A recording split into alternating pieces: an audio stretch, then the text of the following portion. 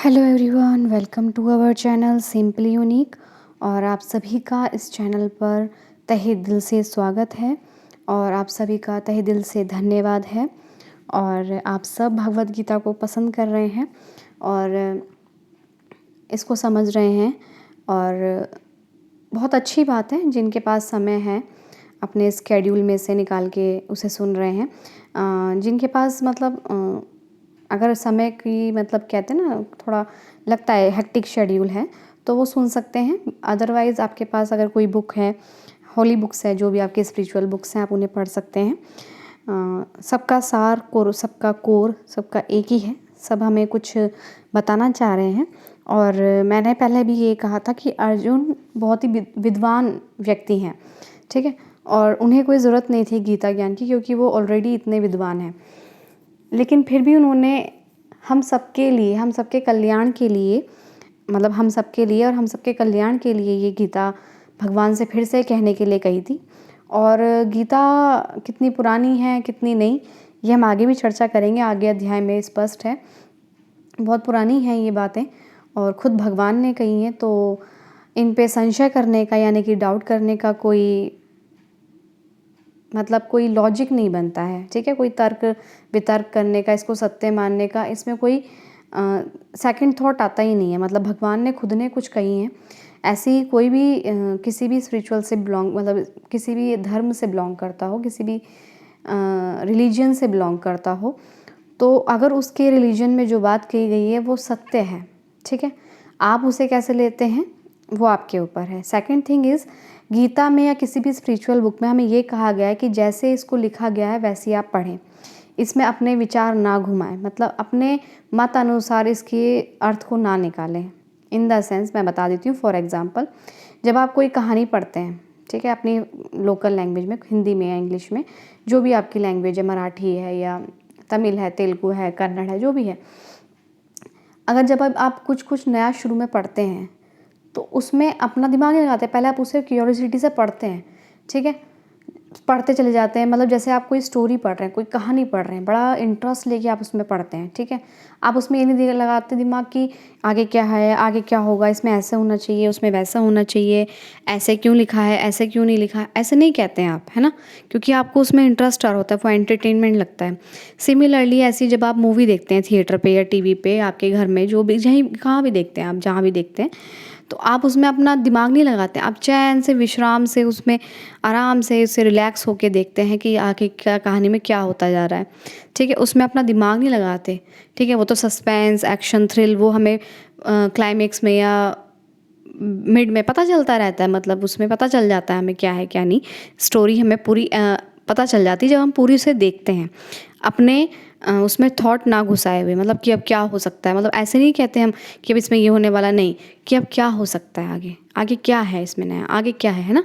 तो हमें एंड जानने की बड़ी क्यूरियोसिटी रहती है।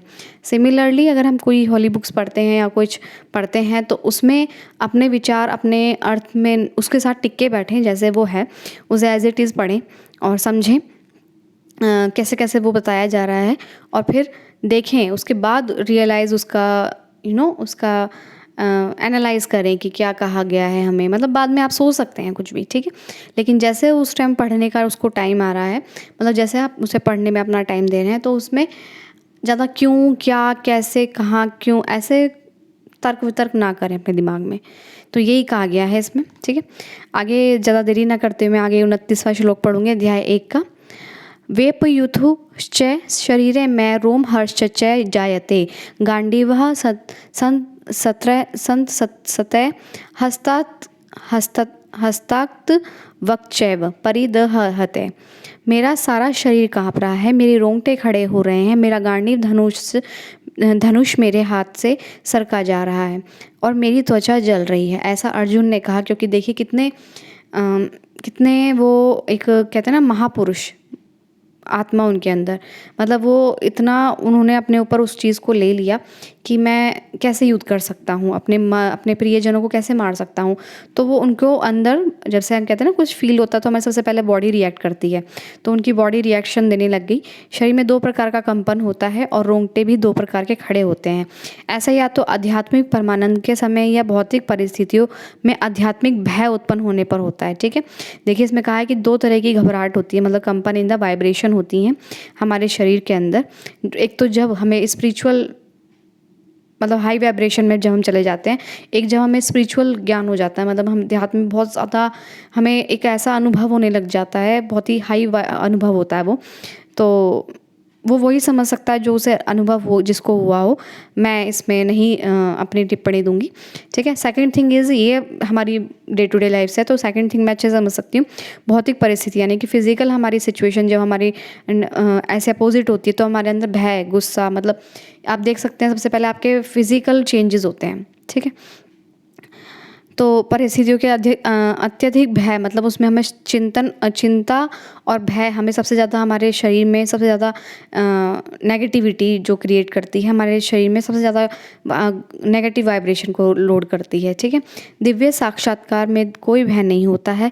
इस अवस्था में अर्जुन के जो लक्षण हैं वह भौतिक भय अर्थात जीवन की हानि के कारण है। बिल्कुल, क्या होगा, कैसे होगा, कब होगा, जो चिंता होती है ना कि ऐसे क्यों नहीं, तो ये भौतिक हमारी, मतलब जो हमारी दुनिया है, संसार के अगर हम बात करें, अपने आप को देह मानकर जब हम मानते हैं कि ये संसार है, हमें ये है, ये हमारा है, ये अपना है, बेमतलब की जो बातें हैं, मतलब जो हुई भी नहीं है घटना, उसको भी सच मान के हम लोग डरते रहते हैं, ठीक है। तो वो तो सामने था, युद्ध करना था, उन्हें पता था कि हानि होगी, यहाँ सब मरेंगे, तो उन भौतिक भय था उनके अंदर, तो जीवन की हानि, मतलब सबको मारना होगा।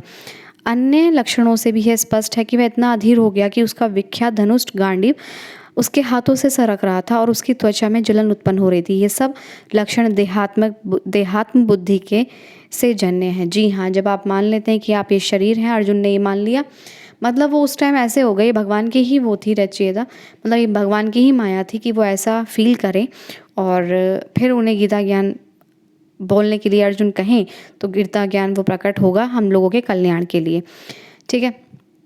और ये जब होता है, जब मतलब हम भौतिक सुख, मतलब भौतिक चीज़ों से, मतलब सांसारिक चीज़ों में अगर दुख, भय, चिंता करने लग जाते हैं, तो इसका मतलब हम समझ जाओ कि आप का माइंड आपको ये नहीं, आपके शरीर को मैं मान रहा है, आप जो एक्चुअल में मैं है उस पे को नहीं मान रहा, मतलब बुद्धि आपकी कहीं और लगी हुई है। न च शक्यो शक्नोम्य वस्थातुं भ्रमतीव च मे मनेः निमित्तानि च पश्ययामि विपरीतानि केशवः। ये मैं यहाँ अब और अधिक खड़ा होने रहने में असमर्थ हूँ, मैं अपने को भूल रहा हूँ, बिल्कुल वो अपने आप को भूल गए, वो कम्प्लीटली ब्लैंक हो गए हैं कि वो कौन है, ठीक है। और मेरा सर चकरा रहा है, हे कृष्ण मुझे तो केवल अमंगल के कारण दिख रहे हैं, मतलब मुझे ऐसा लग रहा है सब कुछ हानि ही हानि है। अब यहाँ कोई पॉजिटिव, मतलब उनको सब जगह नेगेटिविटी दिख गई, उनका माइंड ब्लैंक हो गया और पॉजिटिविटी उन्हें दिख ही नहीं रही, ठीक है ना। जब इंसान के बुद्धि पे विपरीत परिस्थिति पे जब वो आती है तो उसकी बुद्धि क्या काम नहीं करती, वही हाल उनका अर्जुन जी का यहाँ पर है। तो तात्पर्य इसका ये है, अपने अधैर्य से के कारण अर्जुन युद्ध भूमि में खड़ा रहने में असमर्थ था और अपने मन की इस दुर्बलता के कारण मन, इंद्रियां, बुद्धि, हम ये सब, हमारा देह, शरीर, ये सब इसकी चाल होती है जो हमें अधैर्य में डाल देता है, मतलब इम्पेशेंट कर देता है, हमें व्याकुल कर देता है, हमें डेस्परेट कर देता है, ठीक है, शांत नहीं रहने देता, मतलब हमें भौतिक वस्तुओं के प्रति अत्यधिक आसक्ति के कारण मनुष्य ऐसी मोहमयी स्थिति में पड़ जाता है। भौतिक वस्तुओं के प्रति अत्यधिक आसक्ति मतलब बहुत ज़्यादा लगाव, जुड़ाव, किससे, बाहर की चीज़ों से, एक्सटर्नल वर्ल्ड से, ठीक है, संसार से, और उससे मोह यानी कि उससे प्यार कर पाता है, उसे लगता है कि इसमें मेरा सबसे ज़्यादा सुख है और हित भी है।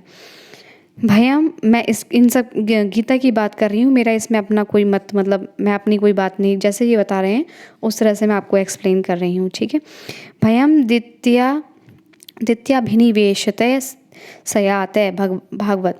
ऐसा भय तथा मानसिक असंतुलन उन व्यक्तियों में उत्पन्न होता है जो भौतिक परिस्थितियों से ग्रस्त होते हैं। अर्जुन को युद्ध भूमि में न केवल दुखदायी पराजय की प्रतीत हो रही थी, वह शत्रु पर विजय पाकर भी सुखी नहीं होगा। उसे ये लग रहा था मैं शत्रु को मार भी दूंगा ना तो मैं सुखी नहीं हो सकता, क्योंकि यहाँ मेरे अपने खड़े हैं और अपनों को मारना पाप है। निमित्तानि विपरीतानि शब्द महत्वपूर्ण है। जब मनुष्य को अपनी आशाओं में केवल निराशा दिखाई देती तो वह सोचता है मैं यहाँ क्यों हूँ। प्रत्येक प्राणी अपने में तथा अपने स्वार्थ में रुचि रखता है, किसी की भी परमात्मा में रुचि नहीं होती। कृष्ण की इच्छा से अर्जुन अपने स्वार्थ के प्रति अज्ञान दिख रहा है। ठीक है, मनुष्य का वास्तविक स्वार्थ तो विष्णु या कृष्ण में निहित है। हमारा जो सेल्फिश नेचर होता है वो हमें लगता है कि हमारा कल्याण हो, लेकिन उसमें गीता में ये कहा गया है कि आपका वास्तविक स्वार्थ ना, आपका वास्तविक सेल्फिशनेस आपकी क्या है, कृष्ण को जानना, कृष्ण को मानना, उसमें निहित, मतलब भगवान को, ईष्ट को जानना, आपके जो भी इस जिनको आप मानते हैं उसमें निहित है, उसके साथ रहना उसमें निहित है। ठीक है, और ये कहा गया है कि मतलब भौतिक परिस्थिति से ग्रस्त जो होते हैं ना, मतलब फिजिकल वर्ल्ड से जो ग्रस्त होते हैं, मतलब वो उसी को सब कुछ सच मानते हैं फिजिकल वर्ल्ड को, तो वो निराशा देती है आपको। ठीक है, और फिर वो इंसान भटकता है कि मतलब मैं यहाँ क्यों हूँ, मतलब फिर वो मैं पे आ जाता है कि फिर मैं ही क्या हूँ, अगर ये सब सुख नहीं है तो फिर मैं क्या हूँ, फिर वो मैं क्या हूँ की खोज में निकलता है। तो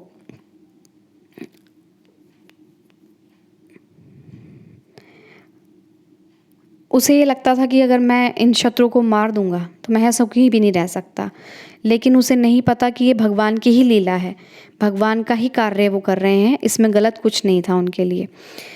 भगवान चाहते तो कह सकते थे कि नहीं तुम युद्ध मत करो। ठीक है, भगवान के परमात्मा में रुचि क्यों नहीं है, क्योंकि हमारी बुद्धि जो है संसार में लगी रहती है। संसार के भौतिक चीज़ों को देखकर हम उसे अपना सुख मान लेते हैं, उसमें अपना अल्टीमेट आनंद मान लेते हैं। अच्छी बात है, वो भी एक, हम यहाँ दुनिया में आए हैं संसार में, संसार की, लेकिन उससे चिपके रहना, उसी को बिलीव, उसमें ही अपना सुख खोज लेना, एक्सटर्नल वर्ल्ड में सुख खोज लेना, ये हमारी भूल होती है।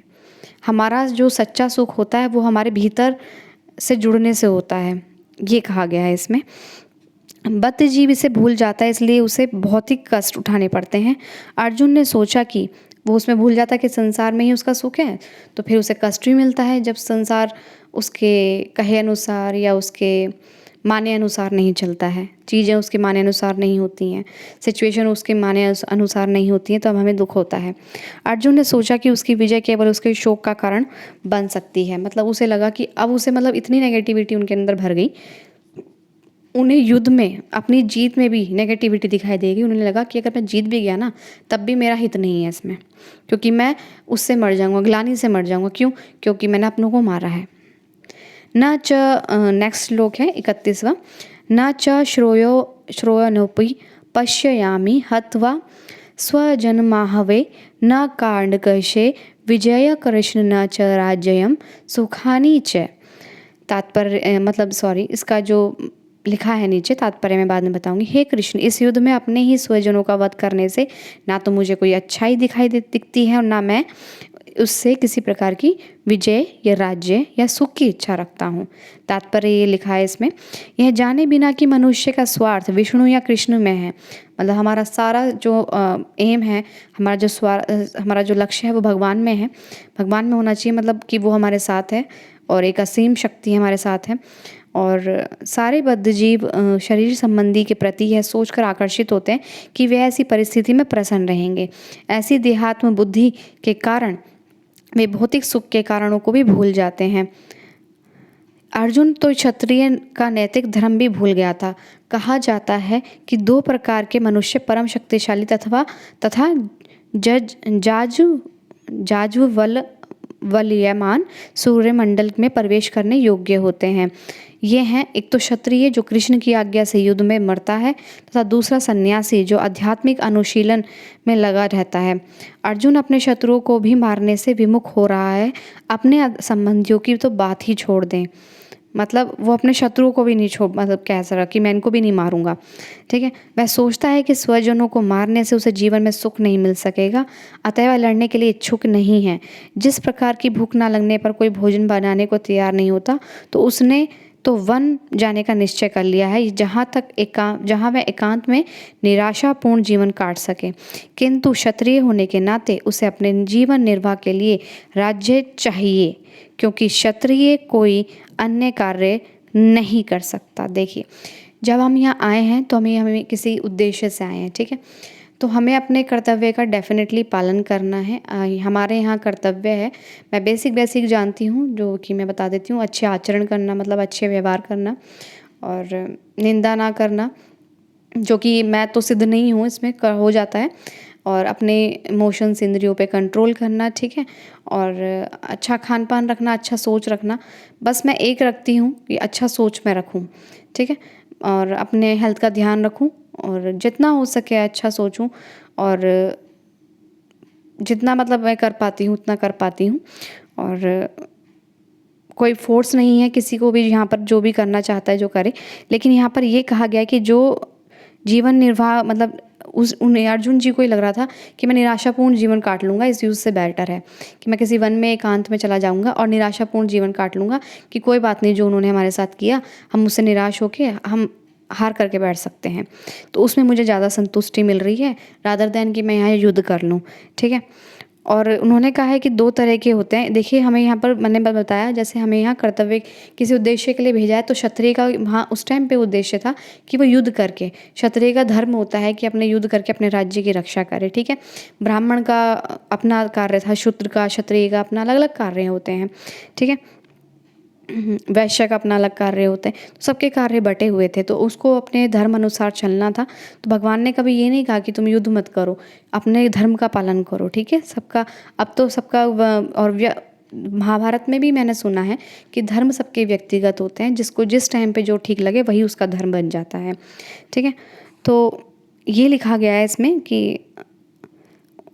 इसमें लिखा है कि जो भगवान के मतलब एक सूर्य मंडल में प्रवेश करते हैं 2 तरह के लोग, जो क्षत्रिय जो अपना कर्म का मतलब अपने धर्म से चलते हैं, वो लोग वहाँ चलते हैं, जाते हैं, प्रवेश करते हैं। एक तो क्षत्रिय जो कृष्ण की आज्ञा में युद्ध में मरता है, और दूसरा सन्यासी, ठीक है। और इसमें लिखा है जहाँ मतलब एकांत में रहना चाहिए, उसके लिए मतलब क्योंकि क्षत्रिय कोई अन्य कार्य नहीं कर सकते, किंतु अर्जुन के पास राज्य कहाँ है। उसके लिए तो राज्य प्राप्त करने का एकमात्र अवसर है कि वह बंधु बांधवों से लड़कर अपने पिता के राज्य का उत्तराधिकारी प्राप्त करे, जिसे वह करना नहीं चाह रहा है। इसलिए वह अपने को जंगल में एकांतवास में निराशा का एकांत जीवन बिताने से के योग्य समझता है। मतलब उन्हें लगता है कि मैं युद्ध से ज़्यादा एकांत जीवन में ज़्यादा कंफर्टेबल रहूँगा। सो आई होप मैंने 29, 30, 31 यहाँ पर सम अप कर रही हूँ। आगे की ये चर्चा करेंगे नेक्स्ट वीडियो में। I hope you all are like it. Thank you so much.